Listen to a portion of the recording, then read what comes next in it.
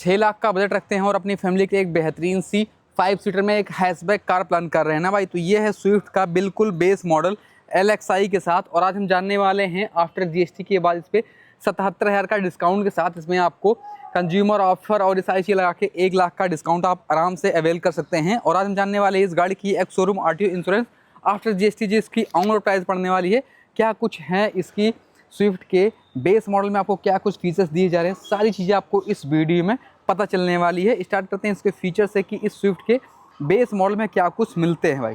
चलो भाइयों, बात करते हैं इसके फीचर्स की। इस स्विफ्ट के बेस मॉडल में क्या कुछ फीचर्स दिए जा रहे हैं। सबसे पहले फ्रंट फेसिया वगैरह की बात करते हैं तो पूरी ग्लॉस फिनिश आपको यहाँ पे दे दिए जा रहे हैं, जो कहीं ना कहीं काफ़ी ज़्यादा बेहतर लगते हैं। सुजुकी का लोगो वगैरह देख सकते हैं।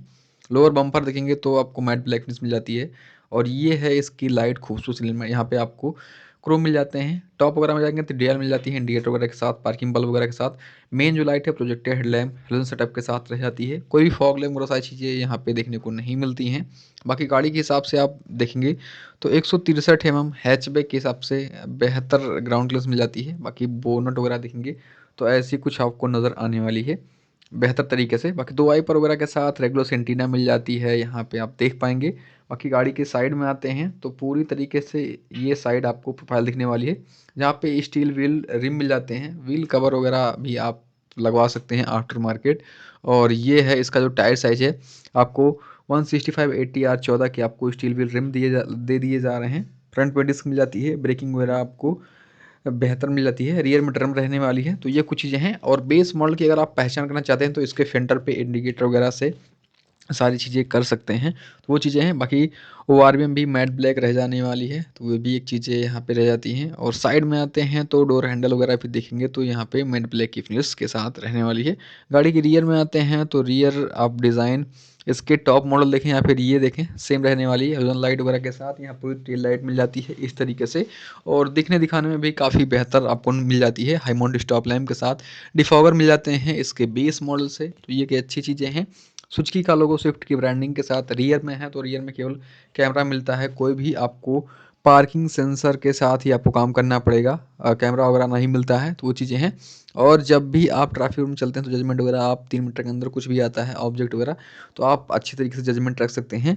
चलिए, एक काम रह जाती है कि इसकी बूट स्पेस मैं दिखाता हूँ। तो इसकी बूट स्पेस कितनी मिल जाती है उन सारी चीज़ों की बात करके, उससे पहले अगर आप देखेंगे तो प्रॉपर ये कुछ इस तरीके से दिखती है। जब भी आप इसके टैंक वगैरह की बात करते हैं तो 37 लीटर का टैंक कैपेसिटी मिल जाती है। बूट ओपन हो गया है तो बूट भी आप देख लीजिए इसी वक्त। तो ये ऐसे कुछ इसकी बूट स्पेस मिल जाती है। और स्पेयर व्हील वगैरह भी देखेंगे तो आपको नीचे आपको दे दिया जा रहा, तो यहाँ पे स्पेयर व्हील वगैरह भी आपको मिल जाते हैं। कोई शिकायत वगैरह नहीं रहने वाली है। और देखेंगे तो यहाँ पे कोई पार्सल ट्रे वगैरह सच ही आपको नहीं मिलती है। बाकी इस तरीके से इसके सीट वगैरह को भी फोल्ड कर सकते हैं। तो ये चीज़ें हैं, यहाँ से कर देते हैं इसको बंद। और साइड में जैसे बताया 37 लीटर का टैंक कैप्सूल मिल जाता है। मैनुअल के साथ आपको 24 समथिंग की माइलेज मिल जाने वाली है। CNG वगैरह का ऑप्शन देखेंगे तो आपको और माइलेज मिल जाने वाली है। ये है डोर रियर साइड वाली, सब कुछ हार्ड प्लास्टिक, कोई भी स्पीकर वगैरह नहीं मिलते हैं। तो ये चीज़ें हैं।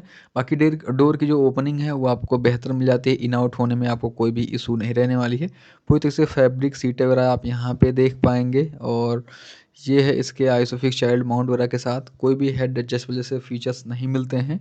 बाकी बैठ के बात करते हैं तो कितनी स्पेस क्या कुछ मिल जाती है। तो लेग रूम, हेड रूम, सब कुछ आपको बेहतर मिल जाती है, कहीं पे कोई इशू नहीं रहने वाली है। अगर आपकी हाइट 6 फीट के आसपास है, 6 फीट के ऊपर है, तो आपको इशू होने वाले हैं, तो वो चीज़ें हैं। और मिडिल में लैंप वगैरह देखेंगे तो आपको नहीं मिलते हैं। और इस तरीके से सब कुछ रह जाने वाली है। बाकी पॉकेट आपको यहाँ पे मिल जाते हैं को ड्राइवर वाले सीट पे, तो ये चीज़ें यहाँ से रह जाने वाली है। बाकी कोई भी AC वगैरह के वेंट्स आपको यहाँ पे देखने को नहीं मिलते हैं। तो ये कुछ चीज़ें हो चुकी है।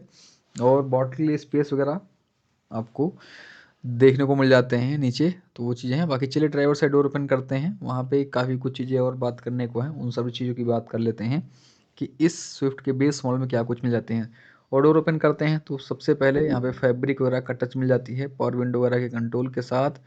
और यहाँ पे इस तरीके से one touch up and down रहने वाली एंटी पिंच फंक्शन के साथ। तो अगर आपके हाथ वगैरह भी फंसते हैं तो आपको चांसेस नहीं होने वाले हैं कि आपको हाथ कभी फंस जाए। बाकी यहाँ पे सारी चीज़ें तो देख ही सकते हैं। तो ये कुछ हो जाने वाली है। बाकी यहाँ पे स्पीकर भी नहीं मिलते क्योंकि इसमें आपको इंफोटेनमेंट नहीं मिलता है, तो वो चीज़ें हैं। बाकी पूरी तरीके से सीटिंग वगैरह देख सकते हैं, बेहतर सी सीटिंग मिल जाती है, फैब्रिक पूरी वही रहने वाली है सीटिंग वगैरह की। बैठ गए हैं भाई इसके गाड़ी के अंदर और बात करते हैं इसके स्टीयरिंग वगैरह पे क्या कुछ मिल जाती है। उससे पहले चाबी लगाते हैं और आपको दिखाते हैं कैसी कुछ इसकी जगमगाती हुई क्लस्टर देखने को मिल जाती है। तो ये इसके क्लस्टर एनालॉग क्लस्टर मिल जाते हैं छोटी सी एमआईडी वगैरह के साथ। और यहाँ पे काफ़ी सारी इन्फॉर्मेशन आप देख पाएंगे, कितनी सीट बेल्ट लगी है नहीं लगी है उसकी इन्फॉर्मेशन आप देख पाएंगे। साथ ही साथ यहाँ पे जो कंट्रोल वगैरह दिए जा रहे हैं वो आपको बेहतर तरीके से काम करने वाले हैं, तो वो कुछ चीज़ें यहाँ से रह जाती हैं, कोई शिकायत आपको नहीं रहने वाली है। बाकी बात करते हैं कंट्रोल वगैरह की, तो आपको कुछ भी स्टीयरिंग पे कंट्रोल नहीं मिलते हैं। एडजस्टमेंट बाई टिल्ट मिलने वाला है, टेलीस्कोपिक तो आपको मिलने वाला नहीं है, तो वो चीज़ें हैं यहाँ से। और लेफ़्ट साइड में वाइपर के कंट्रोल मिल जाते हैं, राइट साइड में आएंगे तो लाइट वगैरह के कंट्रोल दिए जा रहे हैं। और पूरी तरीके से डैशबोर्ड देखेंगे तो आपको इस तरीके से हार्ड प्लास्टिक देखने को मिल जाती हैं, जहाँ पे देखेंगे एसी वगैरह के वेंट्स वगैरह मिल जाने वाली है, तो वो चीज़ें हैं प्रॉपर। और यहाँ पे हज़ार्ड वगैरह के बटन के साथ यहाँ पे इस तरीके से स्पीकर वगैरह आप इंफोटेनमेंट वगैरह के लिए इंस्टॉल करवाएंगे तो आफ्टर मार्केट वो चीज़ें हैं।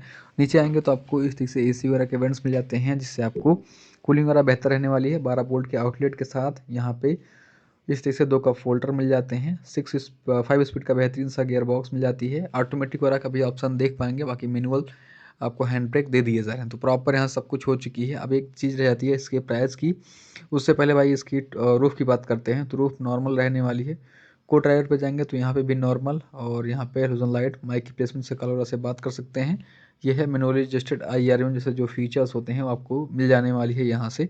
तो प्रॉपर सब कुछ हो जाती है यहाँ से, कहीं पे कोई शिकायत वगैरह नहीं रहती है। बाकी प्राइस की बात कर लेते हैं, जो इसकी एक शोरूम कॉस्ट रहने वाली है 5,79,000 समथिंग की पड़ जाने वाली है।